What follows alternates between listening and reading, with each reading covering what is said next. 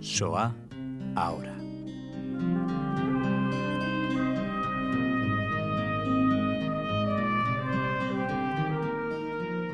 Es un placer volver a hablar con David Serrano Blanquer. Hola, David. Hola Raquel, ¿qué tal? Encantados de hablar contigo, buen amigo de Radio Sefarad, y ya saben muchos de ustedes que David es experto en Shoah, en supervivientes, no solo del Holocausto, sino también de republicanos españoles. Y bueno, y en este caso, David, te convocamos para que nos hables de un viaje a Polonia que me imagino que ha sido muy, muy emocionante. Y ahí has presentado un libro que también, al que tenemos también mucho cariño aquí en Radio Sefarad. Háblanos de la presentación de El llanto de la maleta, pero bueno, que en polaco se ha traducido de otra manera, ¿no? Sí, exacto. En polaco se tradujo como La niña de la maleta, como el documental que hicimos hace unos años. Bueno, pues la verdad es que la presentación en el Museo Polin fue bueno, muy impactante, en primer lugar porque estaba Jolanta Simiewska, que es la hija de Danuta Galkova, la que hizo de hermana de la niña que salió dentro de una maleta del gueto de Varsovia, que no pudo venir a pesar de que vive aún en Varsovia, tiene 94 años. Y la verdad es que fue un acto muy, muy emotivo también porque contaba con la presencia de una representación de las niñas que salieron vivas del gueto de Varsovia. ¿Qué tipo de público asistió a la presentación? Y me imagino que estas supervivientes tuvieron la oportunidad de hablar o de encontrarse con los asistentes, ¿no? Sí, la verdad es que fue un acto muy, muy interesante en el marco del Museo de 1000 años de Historia Judía en Polonia. Había una variedad de público que a mí me sorprendió porque había desde gente joven, básicamente eran docentes que daban clases de historia en institutos de Varsovia y poblaciones cercanas. Había un nutrido grupo de representantes de comunidad judía. Estuvo también el sacerdote de Katowice, que vino expresamente a Varsovia y a quien conocí a través de la página web porque me ayudó, la verdad es que me ayudó a encontrar un dato que en el libro no pude contar porque no lo supe hasta recién, que es el dato del cura que falsificó los papeles para que Giza, que era una niña judía a la que sacaron del gueto, pudiera sobrevivir en casa de una familia cristiana. O sea que la verdad es que fue muy, muy interesante, ¿no?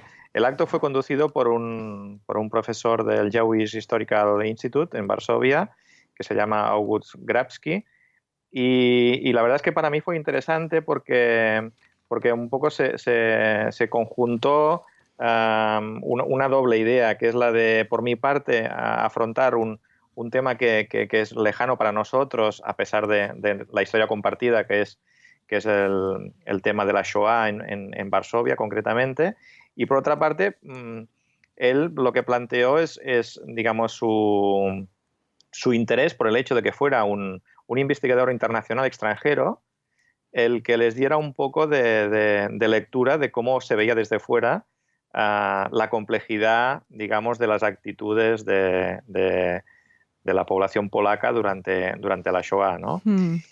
Y la verdad es que desde ese punto de vista para ellos es muy interesante porque el libro lo que plantea un poco son todos los matices de las actitudes de los polacos ante la Shoah, ¿no? Está desde la familia que se juega la vida para salvar niños judíos del gueto de Varsovia, la gente que se mantiene, digamos, neutral ante una masacre, una barbarie, un genocidio tan grande como es la Shoah.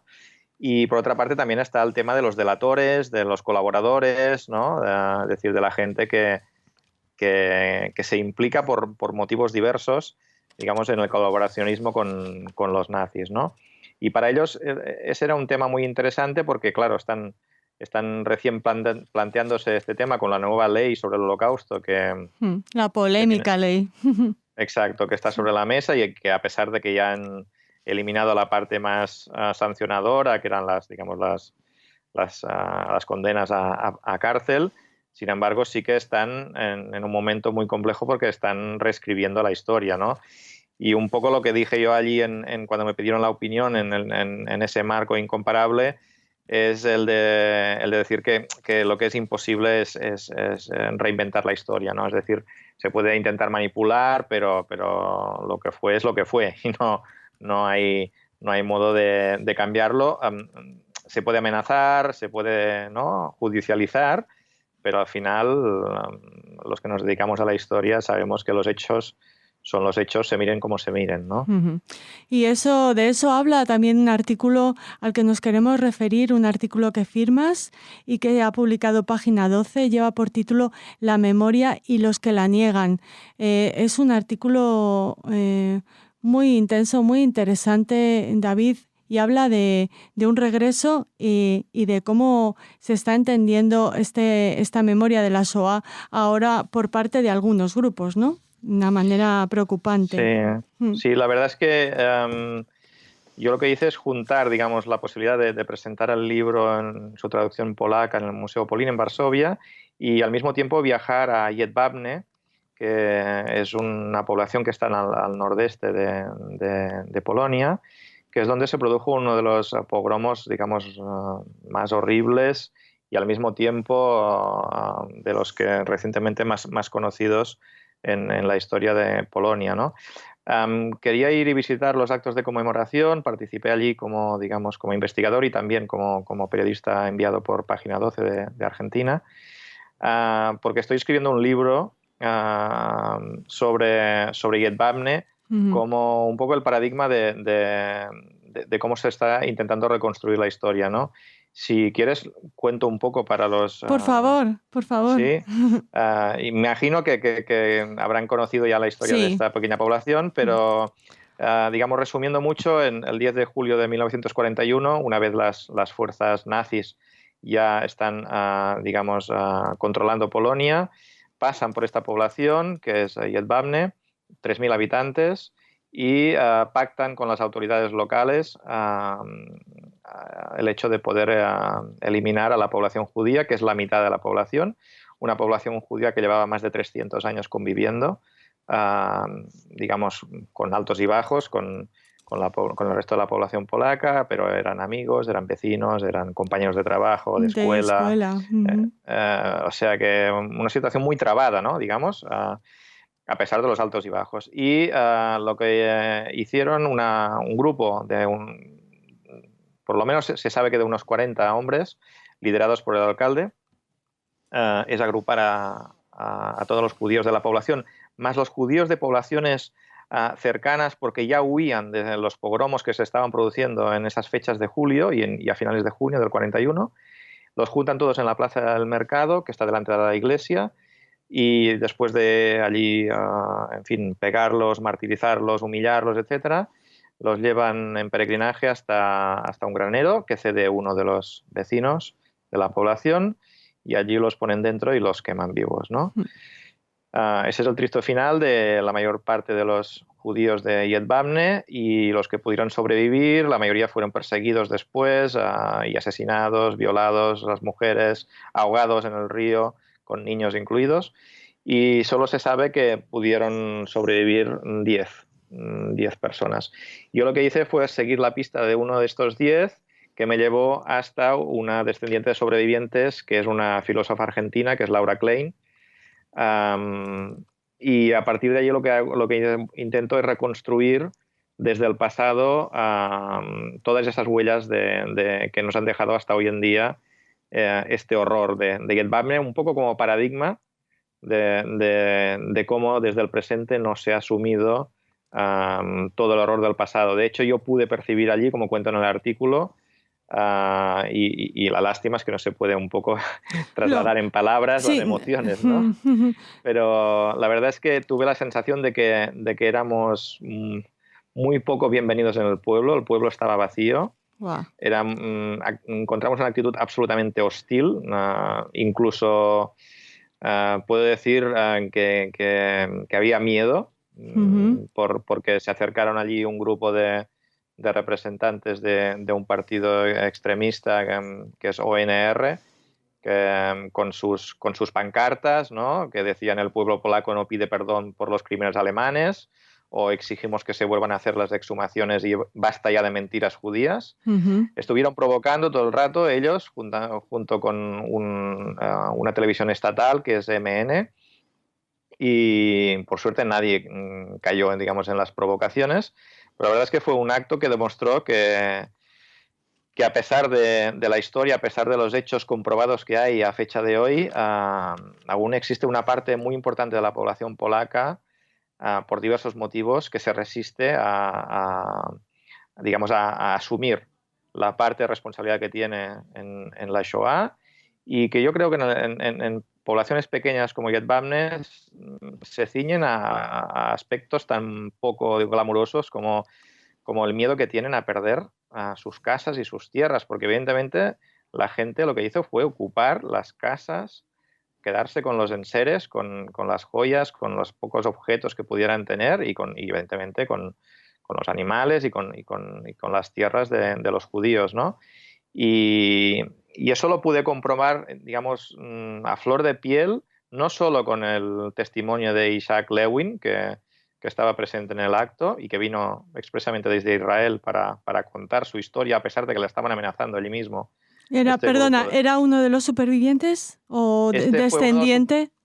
Este fue uno de los sobrevivientes, sí. Pero lo fue porque llegó tarde a la población. Cuando él llegó, que estaba huyendo de una población que está a solo 7 kilómetros de allí, llegó y ya vio la hoguera del granero quemando. Y luego tuvo que esconderse, tuvo que salir huyendo él y parte de su familia, a pesar de que perdió también a otra parte de su familia, ¿no? No, lo que hice fue encontrar digamos, a la única persona viva que queda de esta descendiente que encontré en Buenos Aires, de Laura Klein, que se llama Alina Gradowski, cuyo suegro es Israel Gradowski, que se salvó del pogromo porque salió corriendo de la plaza donde los habían agrupado. Ahí perdió a su mujer y a sus 3 hijos, que murieron quemados en el granero. Y él se quedó en el pueblo, algo bastante increíble. Se volvió a casar con una polaca católica y han estado toda la vida perseguidos por el pueblo. Incluso tenían las ventanas cerradas con madera para protegerse de los ataques que a una fecha de hoy sufren.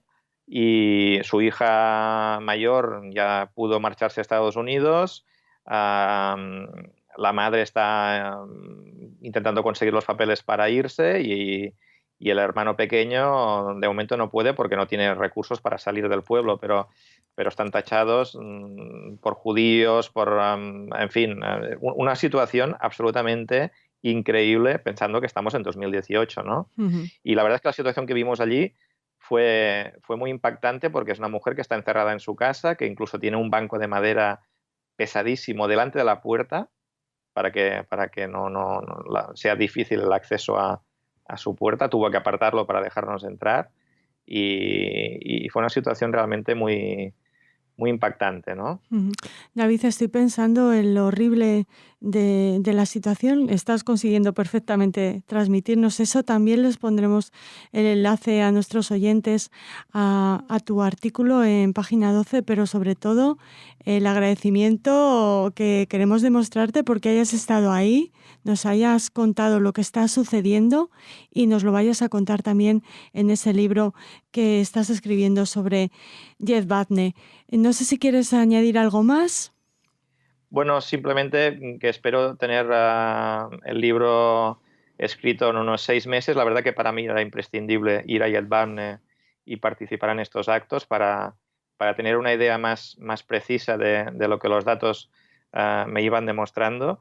Y yo creo que algo importante para un público no especializado es que aparte de contar la historia de Jedwabne desde el presente hasta el pasado, lo que he hecho es una serie de perfiles de unos 30 personajes que a mí me parecen muy importantes en la historia de Jedwabne y que muestran la complejidad de las actitudes de personas como personas perfectamente formadas y con una vida completamente estable se pueden convertir por momentos en asesinos con una capacidad de destrucción tan bárbara y cómo sus descendientes continúan aún defendiendo a sus progenitores a pesar de que saben, porque está demostrado a partir de 2 juicios, cómo fue la situación, ¿no? Me parece muy importante esta reconstrucción que he hecho a partir de datos sacados directamente de los juicios del 49 y del 53, reconstruir las figuras de, por una parte, todos los que son los victimarios, pero por otra parte también